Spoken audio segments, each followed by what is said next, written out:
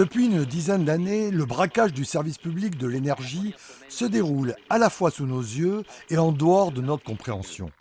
Peu d'entre nous savent que nous nous sommes mis à remplir les poches d'une infime minorité et que le secteur de l'énergie s'est transformé plus ou moins en un feuilleton de série noire. Qui fait donc 2 millions de dollars. Je n'ai pas vu autant de fric sur cette table depuis que tout le Southside est à nous. 2 millions.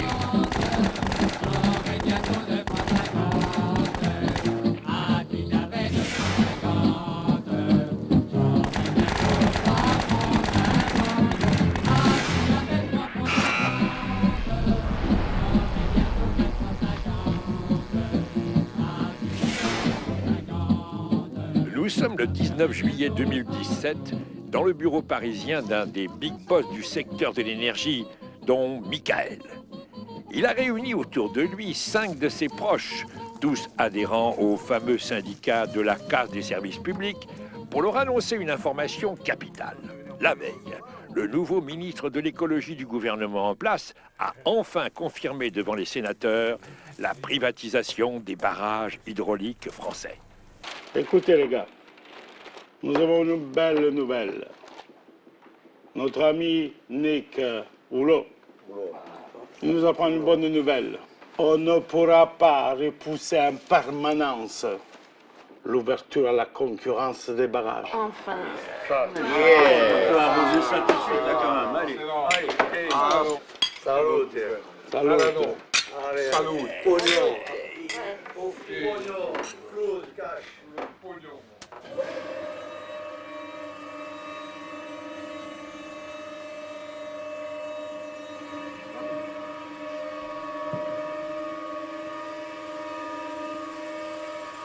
L'eau, elle venait d'où là quand tu l'as ouvert? L'eau vient du barrage qui est juste en amont de la centrale, qui sert aussi de robinet pour toute la vallée. Actuellement, ça marche au fil de l'eau. Donc le robinet principal, c'est ici. Donc là, vous allez assister à la mise en rotation de la machine. Là, potentiellement, on va avoir l'électricité dans une petite dizaine de secondes. Là, on peut aller voir si vous voulez, on verra le top synchro passer, on verra qu'on est couplé au réseau. À partir de ce moment-là, on pourra produire de l'énergie. On y va? On y va. Donc là, on se rend compte que le groupe il est couplé au réseau. On peut produire de l'énergie. Là, je pense que c'est un couplage qui a été très rapide. On est même en dessous des 3 minutes. Très largement en dessous des 3 minutes. Et là donc, potentiellement, on peut produire combien là? Vous pouvez produire combien là? Là, sur cette machine, on peut produire 10 mégawatts. On a 4 machines. C'est quasiment, les 4 machines sont quasiment similaires. On peut produire 40 mégawatts. En 3 minutes. En 3 minutes. Et de l'énergie qui est à un prix intéressant ici. Nous, après la partie tarification, enfin la partie tarif, c'est géré par les optimiseurs. Donc en fait, c'est une bourse de l'énergie. Et la bourse, le prix du mégawatt fluctue tous les jours. En moyenne, c'est autour de 35 € le mégawatt. Mais ça peut monter. Ça peut monter. On a connu des jours où est-ce que c'était à 3 000 € le mégawatt. Donc là, vous multipliez 40 mégawatts, si ça produit pendant 24 heures, ça peut faire une somme non négligeable.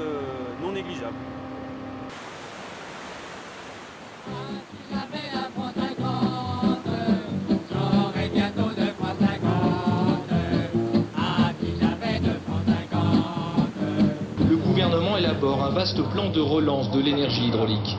Les concessions de 400 barrages vont être renouvelées et désormais, la concurrence est ouverte. On va faire appel aux meilleurs avec 2 règles. 1, on veut augmenter les énergies renouvelables en France, 23%. Et l'hydraulique en fait partie, donc renouvellement de concession, au moins plus 10% de performance énergétique. Alors, si j'ai le choix, je vais prendre la Savoie, en respectant les équilibres de chacun, quand même. C'est moi qui décide. Voilà. La Savoie, pour moi.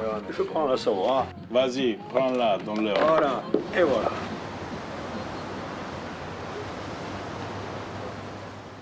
L'avantage d'un ouvrage hydroélectrique comme celui-ci, c'est tant que l'eau est stockée, en fait, c'est comme une grosse batterie. Elle est stockée sous forme d'énergie, mais énergie hydraulique. Et on peut la passer quand on en veut, en fonction de notre besoin, à travers les machines. Et les machines ont la capacité de pouvoir démarrer de 0 à puissance maximum en 5 minutes. En fait, 5 minutes, c'est le temps qu'il nous faut pour ouvrir la vanne d'admission pour lancer la machine en vitesse et la coupler au réseau et prendre la charge pour produire l'électricité. C'est de l'or, l'eau, en fait, dans la réalité de l'énergie, l'électricité.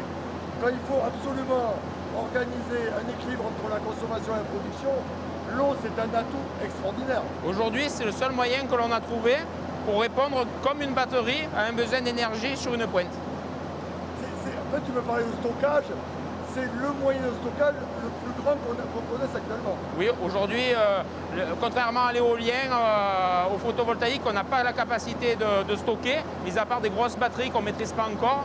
Là, on peut stocker sous la forme d'eau l'énergie électrique. Ça a un bel avenir encore. C'est encore de l'avenir. Et c'est renouvelable. Monsieur le ministre, comment expliquer que la France soit le seul pays européen à ouvrir ses barrages hydrauliques à la concurrence et à renoncer ainsi à la maîtrise publique de cet outil? Pouvez-vous prendre l'engagement qu'il n'y aura pas de privatisation de nos barrages qui, je vous le rappelle, sont propriété de la nation? Ségolène Royal a rencontré à plusieurs reprises la commissaire européenne qui s'occupe de cette question pour expliquer ce que nous avions fait dans la loi de transition énergétique. Donc je rappelle, elle a décidé de sélectionner les meilleurs projets énergétiques par une mise en concurrence des opérateurs industriels. Au travers de ces réformes, Ségolène Royal entend favoriser l'investissement et le développement de l'hydroélectricité, première source d'électricité renouvelable en France. Cette réforme est une opportunité pour préserver et mieux valoriser le patrimoine hydroélectrique français. Donc je sais. Moi, si personne ne ça les gêne, moi c'est le Rhône, la compagnie du Rhône. Je reprends tous les barrages du Rhône, je pense que... Bravo. Ouais, écoute, le Rhône.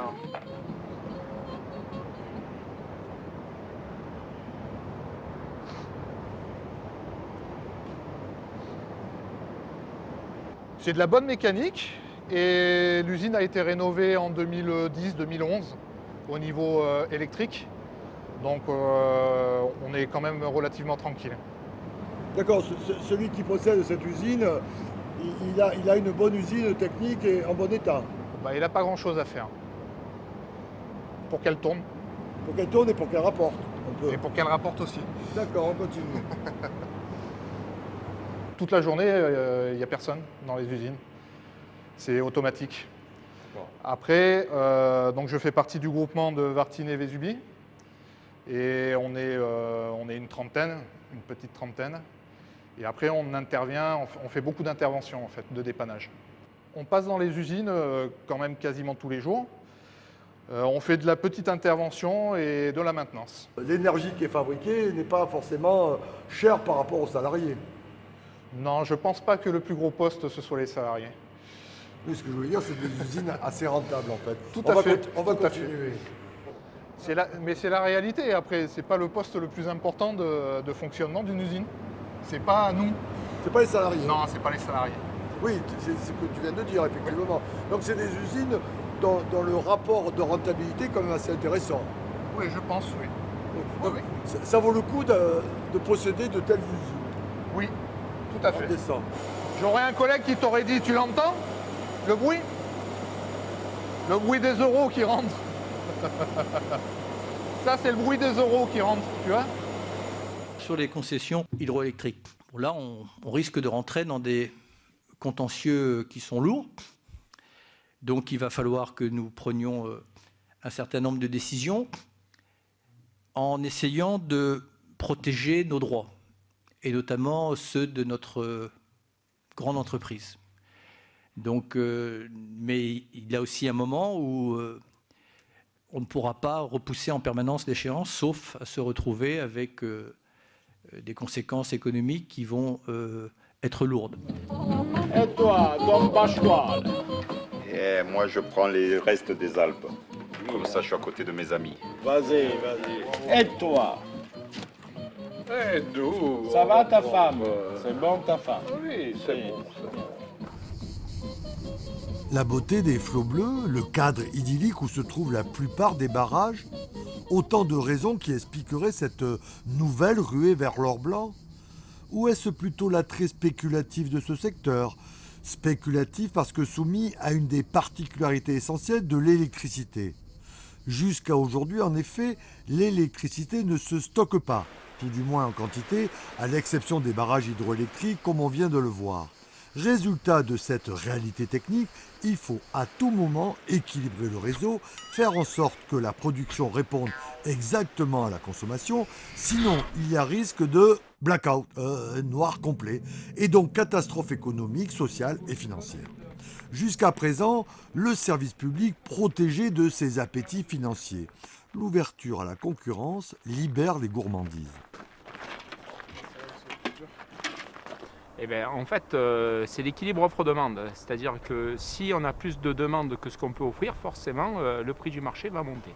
Et donc une personne qui a en capacité, avec un ouvrage comme celui-ci, qui a la réserve hydraulique, il pourrait jouer et attendre le dernier moment avant d'allumer les machines, et ce qui lui permettrait de produire à un fort taux qui est donc très, très avantageux. Chose qu'on ne connaissait pas il y a 20 ans en arrière, où c'est que les tarifs ils étaient régulés et qu'on produisait à tout temps. En fait, c'était vraiment une mission de service public. On produisait quand il fallait produire, mais le tarif était le même. Et donc, du coup, il n'y avait pas cet effet de fluctuation. Donc, le gars qui possède ça, il peut mettre les zéros qu'il veut devant la virgule s'il faut sauver le réseau. Ça peut se vendre très cher du mégawatt qui sauve. Tout à fait. Après, c'est comme on dit, la loi du marché, l'offre et la demande. Il faut être là au bon moment et quand on est là au bon moment, on met les tarifs que l'on souhaite. Oui, les péages à côté, c'est la rigolade en termes de fric que tu ramasses. Oui.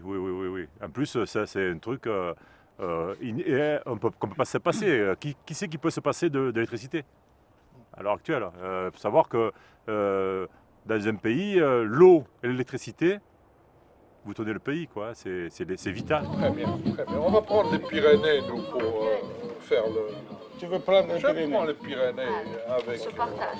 Avec Giovanni? Avec Giovanni. On se partage tous les deux les Pyrénées. Giovanni. Regarde, si c'est beau, regarde. On va prendre beaucoup d'argent. Mais l'hydraulique sert aussi à refroidir les cours d'eau et du coup rentre complètement dans la chaîne de la fabrication d'électricité nucléaire. C'est-à-dire qu'une centrale nucléaire n'a pas le droit, donc se sert de l'eau du Rhône par exemple, et n'a pas le droit d'élever la température du Rhône, au risque d'endommager la flore, la faune, ce qui est complètement cohérent. Mais par contre les barrages, nous l'hydraulique qui sont plus hauts, c'est nous qui leur distribuons de l'eau fraîche pour pouvoir fonctionner. Donc on peut s'imaginer dans un scénario qu'un privé qui veut spéculer sur de l'énergie, qui veut faire arrêter de la production nucléaire, par la réduction du débit dans le cours d'eau, arriverait à faire monter les prix d'électricité. À la construction des centrales nucléaires, certains barrages hydroélectriques avec des lignes dédiées étaient là pour venir secourir justement les centrales nucléaires pour un problème de sûreté nucléaire, c'est-à-dire pouvoir réalimenter les pompes de refroidissement des réacteurs directement depuis une centrale avec une ligne dédiée. Fukushima a bien montré que bon, on a des groupes électrogènes, tout ça, mais s'il y a inondation, s'il y a des dégâts au niveau de la centrale, les groupes électrogènes peuvent être endommagés, ne peuvent plus alimenter les pompes. Et donc du coup, certains barrages sont là pour venir justement assurer cette sûreté nucléaire à travers les pompes de refroidissement par une alimentation dédiée. Quid d'un barrage tenu par un opérateur privé qui a joué avec l'eau? Ah ben ça, ouais, Dieu seul le sait peut-être, mais bon. Est-ce que dans son cahier des charges de concession, il aura obligation de fournir?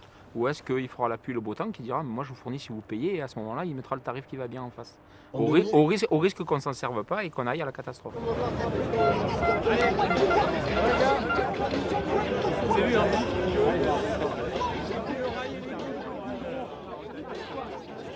Le problème qu'on rencontre aujourd'hui, on parlait tout à l'heure de Borloo et les engagements qu'il a pris vis-à-vis de la Commission européenne.